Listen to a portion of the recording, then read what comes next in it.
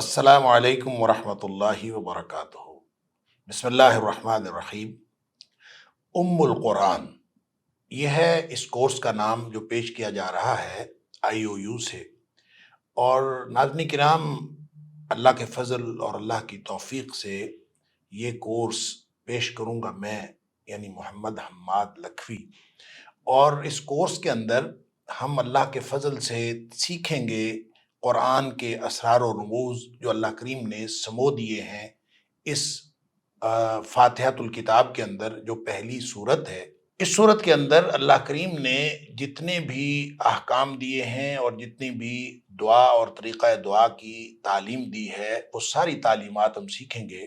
اور پھر اللہ کریم نے اس کے اندر جتنی شفا، برکت اور جس قسم کی شکرانے کے الفاظ، دعا کے الفاظ اور اس کے علاوہ جو بنیادی عقائد ہیں وہ بھی اس کے اندر موجود ہیں۔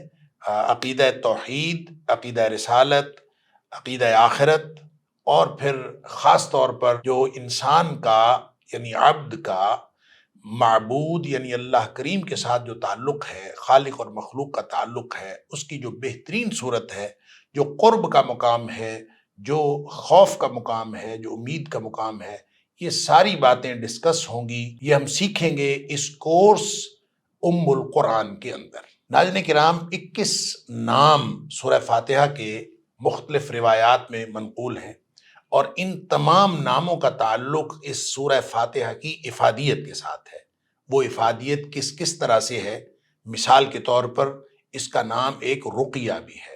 نبی اکرم صلی اللہ علیہ وسلم نے اس صحابی کو، جس کا نام حضرت ابو سعید خدری رضی اللہ تعالیٰ عنہ ہے، جنہوں نے دم کر کے، رقیہ کر کے، سورہ فاتحہ پڑھ کے ایک جو سانپ کے کاٹے کا علاج کیا تھا، اس کو نبی اکرم صلی اللہ علیہ وسلم نے یہی سوال فرمایا تھا کہ تمہیں کیسے معلوم ہوا کہ یہ رقیہ بھی ہے؟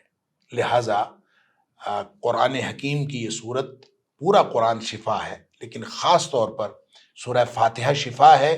یہ پہلو بھی اس کورس کے اندر ڈسکس ہوگا۔ اس کے علاوہ قرآن کا جو لفظی اور معنوی اعجاز ہے، اور جو قرآن کا شروع سے لے کر آخر تک ربط ہے، اس کا ایک اجمالی خاکہ بھی اس کے اندر پیش ہوگا، اور اس کورس کا نام ہے القرآن۔ آئیے ہم سب مل کر کوشش کریں کہ ہم قرآن کو سیکھیں بھی اور اس پر عمل پیرا بھی ہوں۔ اللہ تعالیٰ مجھے اور آپ کو، ہم سب کو اس بات کی توفیق عطا فرمائے۔